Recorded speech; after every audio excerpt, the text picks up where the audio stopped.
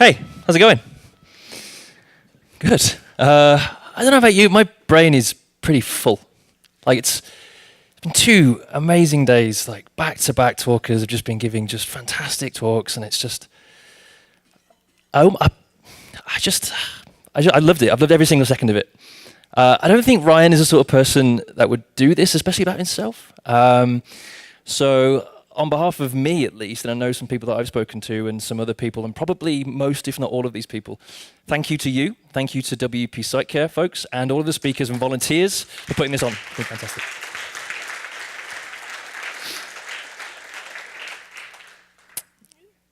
Dan Moore, in his opening talk yesterday, which was fantastic, told me that when I underpromise and overdeliver, that makes me a liar. He's absolutely right, of course. And I don't like to be a liar. So in my talk title, I have hugely overpromised, and now I'm about to massively underdeliver. So we're all good. So I'm not a liar. It's pretty good. The last person who talks generally has to sort of sum up stuff, and it's so hard to do in a very short amount of time. Mel's Gutenberg talk yesterday was just fantastic. I mean, I'm a developer at heart, and I panicked a lot about Gutenberg. I was like, oh no, this isn't going to go well. This is going to be bad. But Mel's like, I'm a designer. Everything's going to be fine. It's all good. There's a lot of people working on complex problems. Rich, calm down. You're going to be good. Maura's Cash talk was just fantastic. As soon as I saw the fact that she had Wu-Tang lyrics on her first slide, I was like, we're good. We're good. This is going to be fine. Cash does indeed rule everything around me. Twin, dude, you're doing some bonkers stuff. Like, crazy, and I love it. The third thing that you were like, I built this just to see whether I could. Like, that's a developer. That's what that is. Chris, your diversity talk this morning, it's a really hard thing to do. And frankly, you nailed it. I'm going to go back to my workplace, which is a fairly diverse thing. It's a key part of UBC. And I'm going to try and see how I can further bring diversity to our team. Thank you. Tessa, talking on continuous integration is a really hard thing to do, and you nailed it. Novak, if you're watching, we need to do this. Novak's my boss. And last but not least, Ashley, higher ed represent. The basketball analogy was so beautiful, and the way that you delivered that product was just really inspiring. It's fantastic. Thank you. Okay, let's close this thing. If you haven't noticed, you're at a tech conference. Mostly WordPress stuff, and this talk says that it's about putting users first. So I think you're probably going to agree, and it's a fairly obvious starting point, that we're going to talk about sidewalks in Los Angeles. It's obvious. Not this one, because I don't really care about that one. All sidewalks. Who are sidewalks for? It's a fairly obvious question. Like, they're for all people, right? That's what they're designed for. What if I was to tell you that African Americans and Latino Americans are 60% and 43% more likely to die on a sidewalk than white Americans? Now who are they for? People of low income are twice as likely to be killed than those in high income areas on sidewalks. 51% of low income communities don't even have lights on their sidewalks. Now who are sidewalks for? The city of Los Angeles found out the hard way that sidewalks should be for everybody. And a couple of years ago, they were sued, rightly, and it is the largest disability access class action lawsuit in US history. And they have been required over the next 30 years to invest $1.4 billion in just their sidewalks. So when the thing you're building is meant to be for everybody and you don't make it for everybody, there's really bad consequences potentially. People die at rates they shouldn't die at, and you can get sued a huge amount of money. Okay, that was quite heavy. So what's going on? This guy is speaking slightly too fast, and he has a weird accent. So I'm not quite sure what's going on. Originally from Manchester, England, now live in Vancouver, Canada. It rains a lot. So put those two things together. English Canadian, this is probably going to be the most apologetic talk you're ever going to see. I'm sorry about that, obviously. Okay. So these are the fine people that I work with. The guy at the top, that's Novak, and David and Joseph also. We work for the Centre for Teaching, Learning and Technology for the University of British Columbia. We build tools and run multi-sites for instructors and eventually, ultimately for students. And this is what we're going to discuss in the next 29 minutes and 33 seconds. What happens when you don't put users first? We've already discussed that a little bit. You can get sued and people might die. We're going to talk about asking questions. That's really important in all this, it turns out. And then, sort of ironically, at the end of the talk, we're going to talk about what happens when you put users first. Okay. So, 12 years ago, in 2006, Target, you probably all have heard Target, they were sued by the Blind Association of America. 2 years later, they eventually settled out of court for $6 million. And with a promise that they would update their website to be accessible. That was 10 years ago.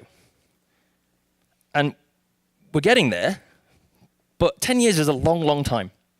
2015, there's a website you may not have heard of, coloradobaggage.com. They were sued, and they didn't settle out of court. They went to a judgment, and a judge made a decision, and the judge was like, you got to make your stuff accessible.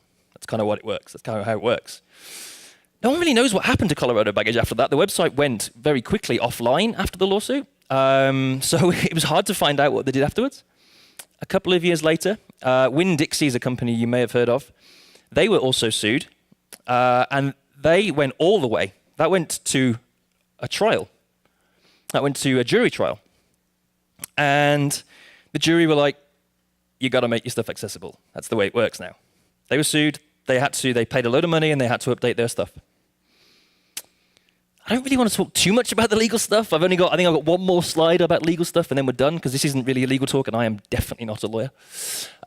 For the Ontarians here, I know there's a few. January 1st this year, some new legislation came in place that doesn't just apply to the tech world, it applies to all, I think, federal things. So buildings, offices, parkways, anything that's federal, any edit or addition has to be accessible at its core. Most of you in this room will be aware of January 18th was Section 508, the ADA compliance. You've got to make stuff accessible. Something you may not be aware of later this year, the WCAG, I think most of you will be aware of what that is.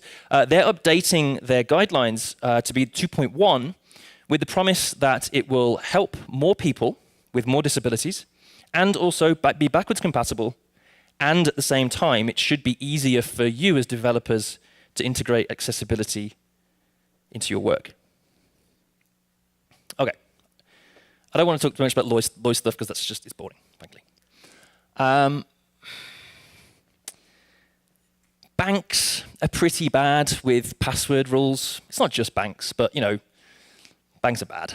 You need a password that starts with an emoji and ends in a Shakespeare soliloquy or something. I don't know. It's just stupid. It's just nonsense. And they don't have to exist. They really are a developer's solution, adding complexity to your users, for a developer's problem. Why does the user have to do it? ReCAPTCHA. So bad they have to shout at you. It's on the right-hand side, separated by space. It's free. Anyone can join, as long as you can read these two really hard words. And if you can't, you can listen. Have anybody listened to one of those audio captures? They are a nightmare. They actually sound like a horror film. It's horrible. Again, a developer's solution to a developer's problem. This is a photo I took 3 days ago. That's my building. Outside of my elevator on my floor, this is the fire plan thing that says when the building is on fire, these are the rules you need to follow. Now, I don't know about you, but if the building's on fire, I'm probably panicking a little bit. Why do I have to read 47 million bullet points and work out what the hell's going on? I'm not in a good frame of mind at this point. I know for a fact there's actually 2 requirements for this document. In BC, it would be different everywhere, but there's at least 2. The "you are here" dot in the middle, that's required, makes sense on a floor plan. And don't know why, I couldn't find out why, but the northeast, southwest thing has to be there. Because when you're panicking because your building's burning down, you're like, am I facing east, southeast, or am I facing east? Like, that's not the primary thing I want to get out of this document, right?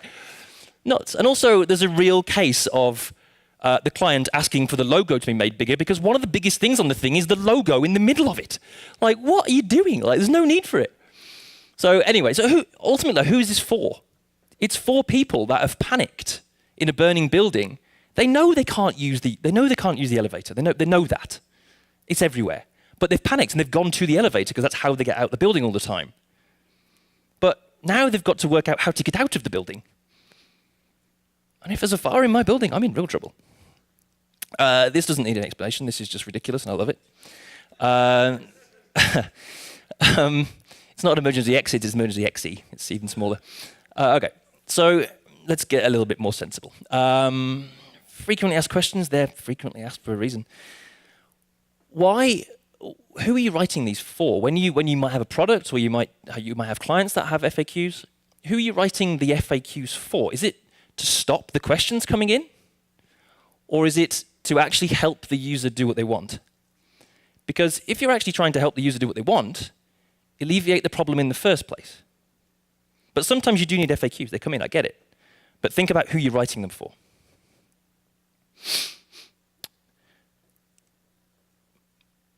Next piece. Asking questions. It's really important, as it turns out. You can ask questions of a lot of different things. You've probably got loads of data, even if it's just Google Analytics or if you have apps or whatever. You can ask questions of that data. And that's going to give you some historical context. And maybe if you have the right tools, you can plan and see where maybe with the trends it's going to go. You can ask questions of users. And you may think that's maybe just anecdotal. It's not always the case, but that's possible. And thirdly, we can ask questions of ourselves. Just like I did. Like, who is that document for? Or who am I writing the FAQs for? They're reflectional, and they're important. Okay, story time. Students in a room, it's a bit like Snakes on the Plane, but with less Samuel L. Jackson. So we run a couple of big multi-sites, and instructors love them, so much so that they were using both of them when perhaps they shouldn't have done. And students were saying, oh, you've got loads of course sites, but they're all over the place. It's a bit different. They all look really different. We're like, okay, maybe there's something we can do about this. So we were tasked with creating a very specific teaching and learning platform, WordPress-based, multi-site, multi-network. Thank you, Felix and Jeremy. And we put a load of students in a room. And we started asking them questions, different types of questions, open, closed. Don't know if you've ever sat in a room of students trying to ask them questions. It's like drawing blood from a stone. It's very, very difficult. And frankly, we got nowhere. We got nothing useful out of them, really. We were like, maybe it was just a quiet group. That happens. So let's try again. We've got a different group of students in. Same thing. Exactly the same thing. It's like, okay, we have to change our tactics here. We're not getting anything. We know this is the right thing to do because we've read it everywhere. That you need to ask users. And getting user research is really important. So we thought, let's put some students in a room with an instructor. So we thought, we're on it. Because the instructor's in the room, the students are going to be like, oh, this person's sort of paying attention to what I'm doing, and he's in control of my grades. Might have to say stuff. As it turns out, no, we were wrong. Completely wrong. Students somehow said even less than nothing. And we're like, well, let's try it again. Like, we're pretty sure this is the right tactics. We're on this. We're going to try it again. Same thing, exact same thing. So as one of the students in that second group who was walking out, we knew them. We're like, we know you know this stuff wrong. We know that you don't like all of the tools. Why? Why did you not want to give us the information that I think you have? And they were like, instructor, he's in charge of my grades. I don't want to say something that, even if it's tangentially related somehow, that's going to affect me down the line. That's fair. So finally, we were like, we know what to do. Group of students, and put an instructor in the room that has nothing to do with that group of students. And we explained, we said, this is an instructor you're hardly ever likely going to see. It's not going to happen. They're not going to judge you at all. The reason why they're in the room is to be us held responsible. So the stuff that you say, you know it's going somewhere because they're going to hold us responsible. Finally, we got somewhere. Starting asking questions. And the key questions that we asked were, what do you like? And what don't you like? As it turns out, they don't like anything. And they dislike a lot. So, but the really big thing that to get around this is, when you're asking questions, keep going. So if you do say, like, what about this do you like?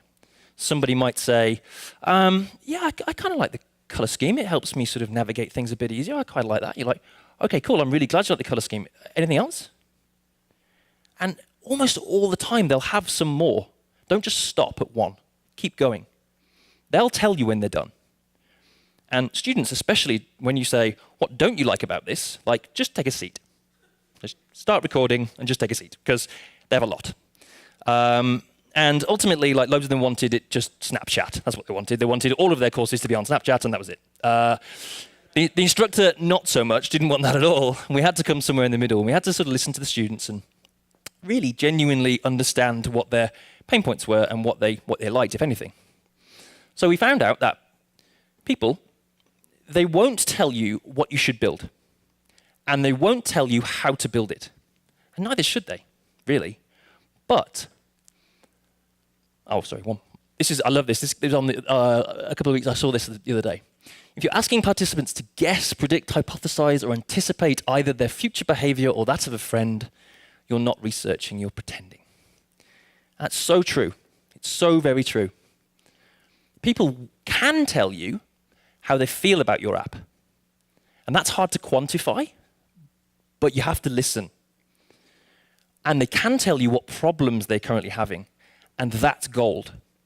Because if you can understand their problems and you can go, I can solve that problem, that is probably going to make them feel better about their app. And that's going to keep them engaged. And that's absolute gold. So as it turns out, asking questions is hard. Asking the right questions is harder. Asking the right questions of the right people is harder still, but it's key.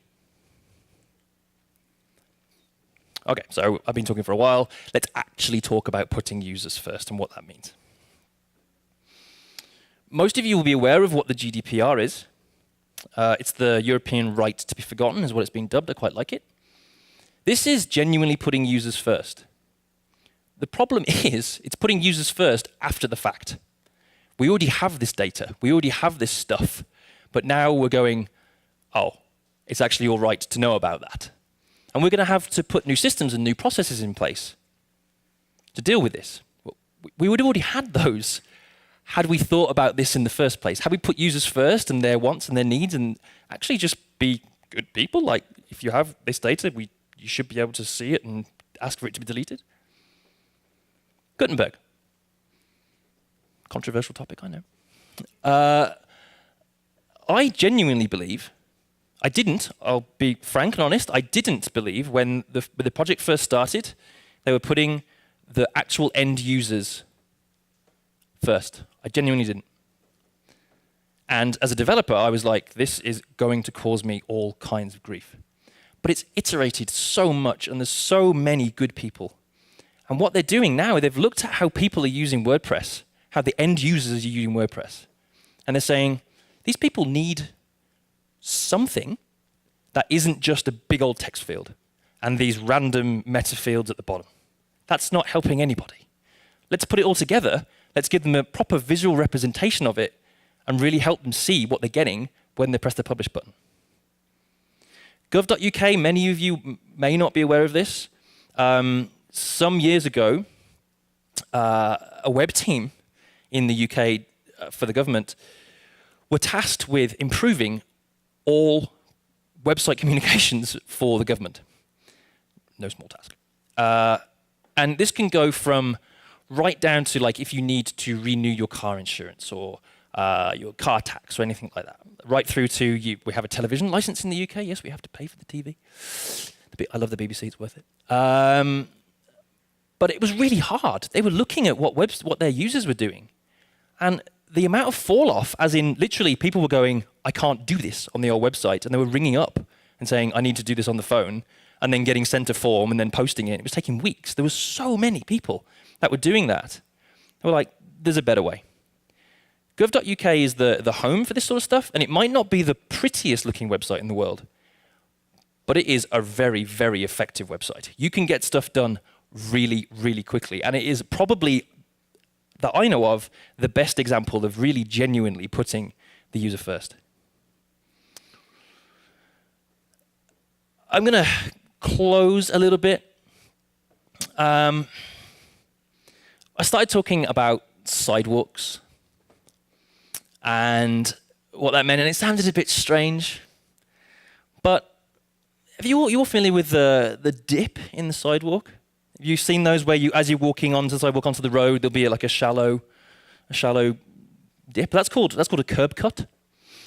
And some of you may have, when you step down these things, there might be dots in the ground, and you can feel it. Some people don't know that what they're for. Like it kind of feels like it might be to anti-slip, it might be for grip, because there's a slope and you might slip. And whilst that actually is a valid thing, it does help you not slip. They're for people with visual impairments. It's to say, hey, you're about to step onto the road, like caution.